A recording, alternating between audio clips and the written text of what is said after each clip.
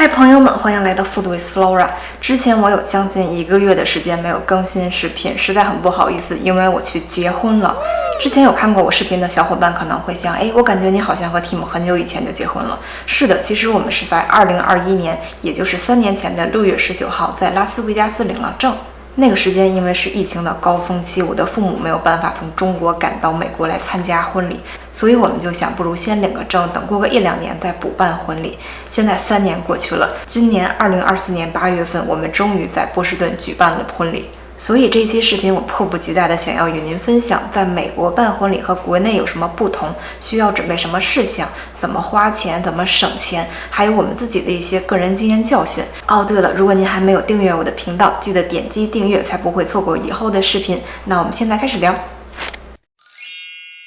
去年2023年公布的全国平均婚礼总价为$35,000，比2022年平均价格的$3万增加了5000。这是因为婚礼中很多单独的项目都涨价了，确实是这样。因为通货膨胀，近几年美国这边婚礼的价格会逐年的往上提高一点。但是撇开通货膨胀不说，为什么婚礼就一直是这么一个昂贵的项目呢？我自己总结是有3个原因。第一是因为婚礼里面本身就包含了一些比较昂贵的小项目，比如租赁场地呀、办酒席、摄影跟拍等等。您可能知道的，美国这边人工费又非常的贵。第二个原因是大家可能还是普遍愿意为婚礼买单的，这个可能是不分国界，无论是哪个国家，新人都希望当天能够穿戴的整齐漂亮，希望让亲人朋友吃酒席吃得舒服称心，摄影师能够记录下很多美好的照片。多年以后，我们回过头看这些照片，还是觉得哇，那是我一生中非常美好的一天。所以大家普遍来说是愿意为婚礼这一天花一些钱，可能是甚至花很多的钱，这就导致可能一些本来很便宜的项目，只要和婚礼沾边就会变得很贵。比方说鲜花，我们平时去个花店，可能$20-30就能买上一束比较漂亮的捧花，但是只要和婚礼沾边，新娘捧花平均价格就是$150到$200，远超过它的成本价。第3点是因为大家普遍结婚的日期都集中在5月到10月份期间，因为这个时间比较暖和，所以资源是有限的，那卖家就会把这个价格稍微涨一些。因为如果我觉得这个酒店太贵了，我不想租，但是还会有其他的新人想要租的。在我们国内的话，传统可能是觉得男方应该来付婚礼这个主要的费用，女方会带嫁妆。但是在美国这里是期待女方的家长来付婚礼大部分的费用，然后男方可能会付这个蜜月或者是婚礼之前的这个 rehearsal dinner。因为在他们传统的概念上来看，女方嫁到男方家里之后，以后的女方衣食住行主要由男方这边来支付，所以他们觉得婚礼的主要费用应该由女方的家长来支付。但是在当代社会中，新人结婚的年龄可能越来越靠后，也就是说很多人结婚的时候已经有经济能力可以自己来承担这个婚礼，所以现在有很多的情况是新人来支付这个婚礼主要的费用。像 Tim 和我，就是我们2个来承担，因为我们已经结婚了3年。虽然之前说平均的婚礼总价可能是$35,000，但并不是说实际生活中我们办一场婚礼一定要去往这个数字靠拢，因为这个$35,000它是一个平均数字，不是中位数。有很多的人他们会花可能$10万、$20万，甚至上百万美金去办一场婚礼，这样就拉高了这个平均的数值。像 Tim 和我这样的普通人，我们的婚礼是控制在了$2万以下。当然，您办这个婚礼的价格还是和您邀请的宾客数量息息相关的。我看到网上的数据是说，2023年平均所邀请的宾客数量为115人，比2022年的117人少了2个人。但是每一位宾客所花费的价钱从2022年的$256涨到了2023年的$304。也就是说，现在新人好像更注重给宾客带来这种有意义的体验，质量胜于数量。在美国这边结婚的流程一般分为2个场地，第一个是 ceremony 典礼仪式，一般是一个教堂；第二个是 reception， 也就是吃酒席的地方，一般是酒店或者是餐厅。所以也是围绕这2个大点，我们可以把要花钱的项目一共分为5个。第一个是 ceremony 典礼仪式，第二个是 reception 吃酒席，第3个是新郎新娘我们的穿戴，第4个是其他人员，比如伴郎伴娘、摄影师，第5个是其他，比如邀请函之类的。那我们现在开始聊一聊。关于 ceremony， 我们可以先从租赁场地开始聊。Tim 和我是问了几个教堂的价格，一般都是在1000往上一点点。最后我们选择的是波士顿大学的 Marsh Chapel， 因为 Tim 和我都是波士顿大学毕业的，我们觉得这个小教堂就比较有意义。那是一个比较小型的天主教堂，非常的漂亮，有彩色的玻璃装饰等等。这个教堂的原价是1200美金，因为 Tim 和我都是校友，我们就只需要支付800美金，会有一个折扣。虽然说800美金听上去好像还可以，但是租用这个教堂会有一些隐藏的费用，我们没有想到。第一个是这个 wedding coordinator， 就是教堂里面有一个员工，他要帮我们排练，帮我们开灯关灯走流程，这样的一个人，我们最后支付他是250美金，这个是必须的。第二个一定要付的隐藏价格就是音乐咨询费，可能是因为这个教堂是比较神圣的地方，他不希望我们play 一些 dirty music， 这是我的理解了，所以这个人的价格是75美金，也是必须要付的。除了租赁场地以外，第二项要聊的就是音乐。最便宜的方法其实就是，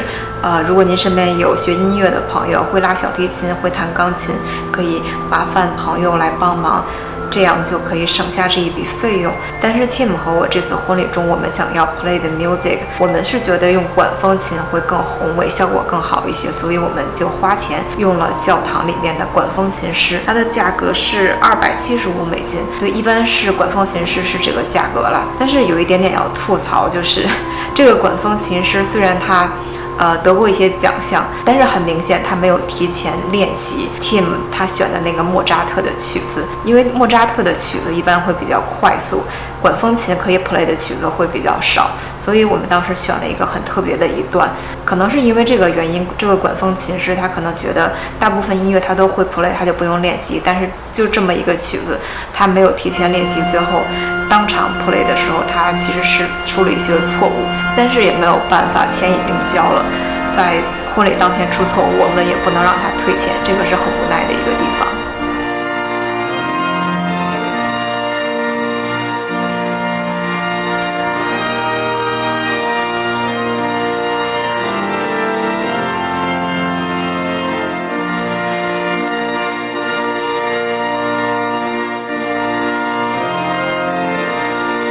下一点是鲜花装饰。Tim 和我有一个非常好的朋友 Carmen， 他是在婚礼这个领域做过专业的 wedding coordinator， 还有鲜花的布置，我们就请他来帮忙。他是在网上还有花店里面买了一些鲜花还有彩带，最后出来的效果非常美丽，而且他只和我们收了成本价，这个真的非常感谢他。下一点是见证人。我们是身边有牧师朋友，所以我们也是请这位朋友来帮我们做见证。请熟人的一个好处就是他会很了解我们，可以做一些非常适当的小笑话，让整个氛围非常的温馨。但是熟人他们一般就不会跟我们要钱。作为麻烦朋友的我们这一方是要准备一个礼物送给我们的牧师朋友，这样我们的心里也才过得去一些。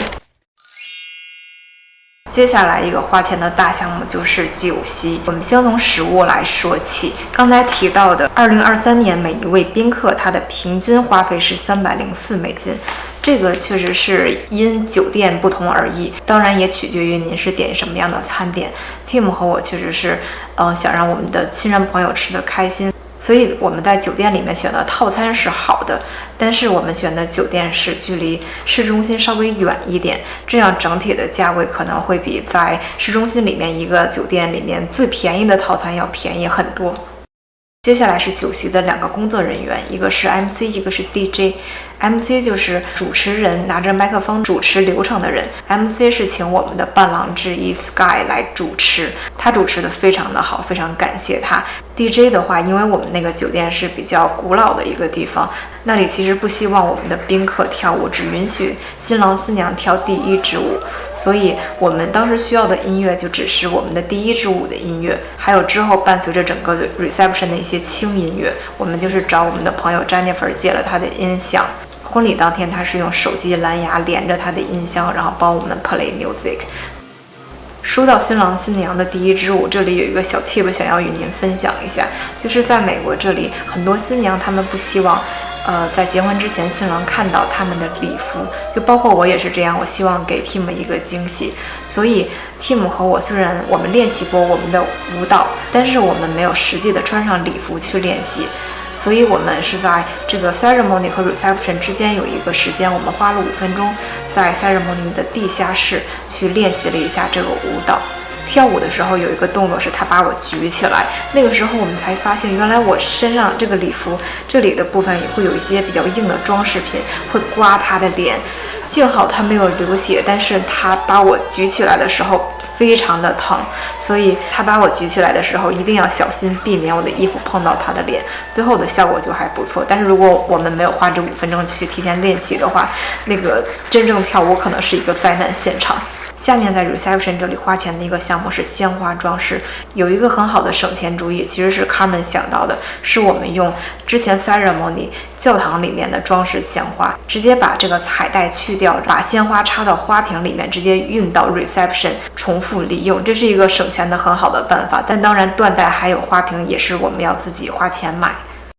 接下来这个酒席还有花钱的是蛋糕还有酒类，这个我们的酒店其实都是包含了的，所以我们没有额外的花钱，就只是这个蛋糕它是一个比较 plain 的一个白蛋糕。Carmen 他在花店里面提前买了蓝色的花朵放到这个蛋糕上，最后呈现出的效果非常的漂亮，我们很喜欢。如果您需要买婚礼蛋糕的话，有一个小建议是不要跟这个卖蛋糕的人说是婚礼蛋糕，因为如果您说是婚礼蛋糕，它这个价格就平白无故的就会涨很多，即使它最后呈现的内容可能和普通的一个白蛋糕是一样的。这个之后的装饰您可以自己放一些鲜花在上面，这样可以省一些钱。吃酒席还有2个要花钱的地方，一个是 Wedding Favor， 还有一个是 Guest Book， 这2个东西都非常可爱，所以聊到这里我就很开心。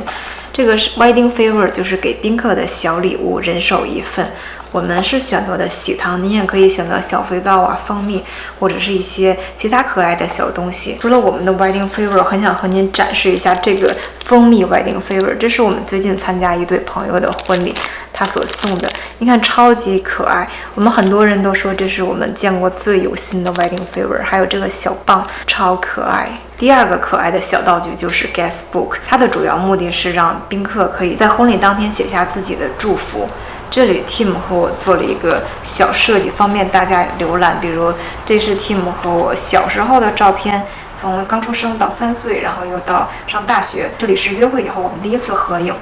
这里是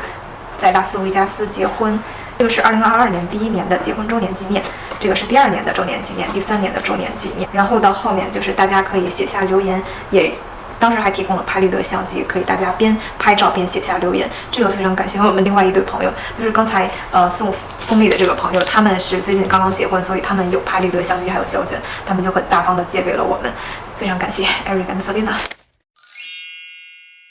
这里有一点和国内不太一样的是，在国内可能这一场婚礼要换很多次衣服，不一样的主题。一开始婚纱，后来又是红色的敬酒服，还有其他的晚礼服之类的。但是在美国婚礼这边，一般就是一套白婚纱从头到底。当然也有一些 couple 他们可能会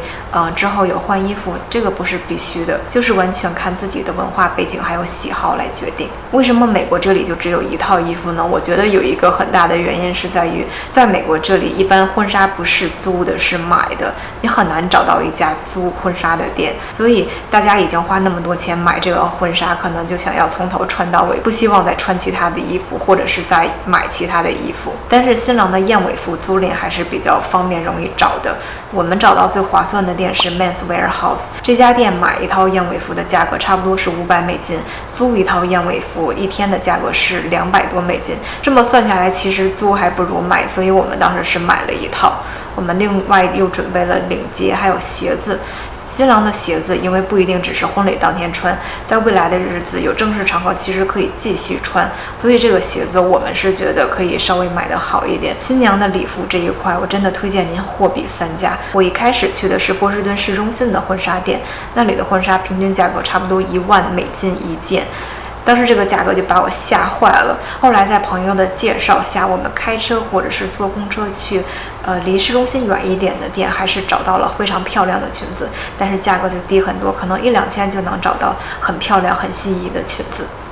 在挑婚纱的时候，有一个小建议，就是尽量不要选择需要改动太大的婚纱。我一开始试婚纱的时候，有的裙子可能就有一个小设计，我不太喜欢，然后那个 salesperson 就会告诉我，没关系啊，你可以让你的 tailor 改一下。就比方说胸前有一个很大的一个深 V 领，我不太喜欢，他说你让你的 tailor 可以缝一下就好了，但是这样就无形加了 tailor 的费用。婚纱的 tailor 还是挺贵的，可能缝一个这样的领口就要加上几百美金。接下来我们聊一聊新娘的鞋子，这个是我觉得整个婚礼最大的 rip off， 因为它的实用性并不强。在婚礼的时候，新娘穿的裙子一般很长，就是盖过了这个鞋子。在 Tim 和我这一次婚礼中，宾客唯一一次看到我鞋子的那一瞬间，可能就是我们跳舞最后有一个深深的弯腰的动作，那个时候我的鞋子可能就那么展示了2秒钟，其他的时间没有人看到我的鞋子。所以我觉得为了婚礼去额外买这样一双白色甚至镶钻高跟的鞋子不太值得，因为这样的鞋子可能就只穿一次，婚礼之后很少有机会再穿这样的鞋子。我身边有很多朋友，他们结婚的时候穿的鞋就是他们平时的鞋子，比如是肉色或者是稍微金属一点的颜色，离白色比较相近，这样也是可以省很多的钱。在婚礼当天，新娘还要穿戴的一个是这个头饰，还有头纱。我在这里会打几个我用的 app 的名字，我觉得这几个网站的配饰都是很漂亮，而且价格非常便宜，比实体店要便宜得多。接下来比较重要的一点是新娘在婚礼当天的发型还有化妆。在美国这边一般是找一个人就可以，他叫 hire and makeup artist， 是既负责发型又负责化妆。一般情况下，这样的 artist 是不会跟着您去婚礼的，他只是在婚礼之前帮您把这个发型化妆都搞定，之后的补妆是要自己负责。您可以和他约一个试妆，这个试妆也是要花钱的，会比婚礼当天实际上化妆的费用要稍微一般是少一点点。所以在您试妆之前，就建议您三思而后行，先看好这个 artist 它的价钱合不合适，看它的 review 怎么样，符不符合自己的风格，然后再试妆。因为试妆之后，以我自己的经验，可能试妆我不是特别的满意，但是我觉得我200块钱试妆费已经花出去，我就不想要再另找其他的 artist 再重新付这个试妆费，然后再试妆花钱。第4个是其他人员的费用，我主要分成了3个部分。第一个部分是伴郎伴娘，第2个部分是 wedding coordinator， 第3个是摄影师。伴郎伴娘的数量是完全由您自己决定。我们是请了6个朋友，3个做伴郎，3个做伴娘。我们当时定的服装就是男生穿燕尾服，女生穿 dusty blue 的裙子。服装一般是伴郎伴娘来自费，有的新郎新娘会付个10%、20%或者30%的样子。伴郎的胸花还有伴娘的手捧花是 Tim 和我来负责。第2个人员就是 wedding coordinator， 也可以说是 wedding planner， 就是一个从婚礼之前 planning 的时候到婚礼当天负责统筹全局的人。在 Tim 和我这个婚礼中， Carmen 是我们的 wedding coordinator， 但因为他是我们的朋友，我们没有付他的钱，所以很多的工作还是我自己来做，比方说联系各种的 venue 和他们协调抠细节之类的。但是 Carmen 作为我们的 wedding coordinator 有一个非常重要我取代不了的一个角色，就是婚礼当天的全局统筹者。因为在婚礼当天大家都很忙，新郎有新郎的职责，新娘有新娘的职责，我们都在 focus 在自己的事情。如果您不想要雇佣一个 wedding coordinator 的话，这个就比较推荐您找一个比较靠谱的亲人或者朋友，在婚礼当天统筹全局，这个确实非常重要。第3个是摄影师，这真的是整个婚礼里面除了酒席以外最贵的一个项目。我是通过朋友介绍认识了一个摄影师，他2-3年前跟拍我朋友婚礼的时候，他的价位跟拍6小时是2850，今年夏天我再一问他，他就涨到了4400多美金，这个涨速可太快了，所以我就没有用他。我是通过另外其他的朋友介绍又认识了一个摄影师，他提供了一个更合理的价位，所以我就跟了这个摄影师。所以摄影师这个方面真的是推荐大家货比3家。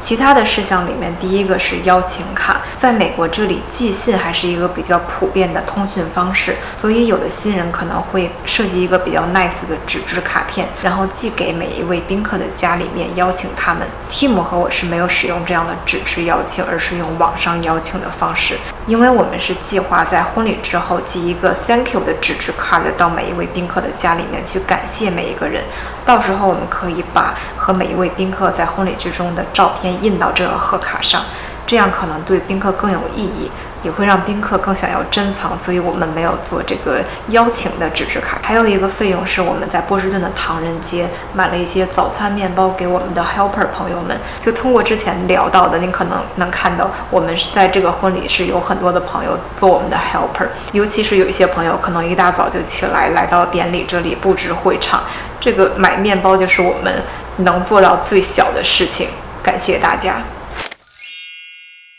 在 Tim 和我办婚礼之前，我们的牧师朋友就告诉我们，没有完美的婚礼，一定会有事情出错。确实，婚礼当天是有事情出错了。比方说，我的化妆师他迟到了40多分钟，本来应该是6点45到7点钟他到我的住所来给我化妆，但是他是7点40分以后才到。早上9点之前我就应该离开我的住所赶往教堂，所以他最后化妆的时间还有做发型的时间只有1个多小时。但是好在他动作比较快，一切收拾的还是挺好的。虽然有一些细节是我们最后我的伴娘帮我补的。第二个事故我们没有想到的是，我们的牧师朋友他其实婚礼之前的几天就已经得了 COVID。 本来我们是邀请他既做典礼的牧师，又做后面酒席的 MC， 后来也是看他当天的情况，他可以继续为我们主持这个婚礼的仪式。但是如果他来酒席和大家一起近距离吃饭，是可能不太负责任的一件事情。 MC 的工作是婚礼的前一天我们临时委任我们的伴郎之一 Sky 来做的，他最后做得非常好，非常感谢 Sky， 也非常感谢 Tim 我们的牧师朋友。在典礼的时候他会尽量跟我们保持一个距离，在他非主持的时间他一直是戴着口罩的，和其他的人保持距离。以上就是在美国办婚礼这个话题我想要和您分享的所有内容。记得订阅 Food with Flora 在美国吃什么，才不会错过以后的视频。我们下期视频再见了，拜拜。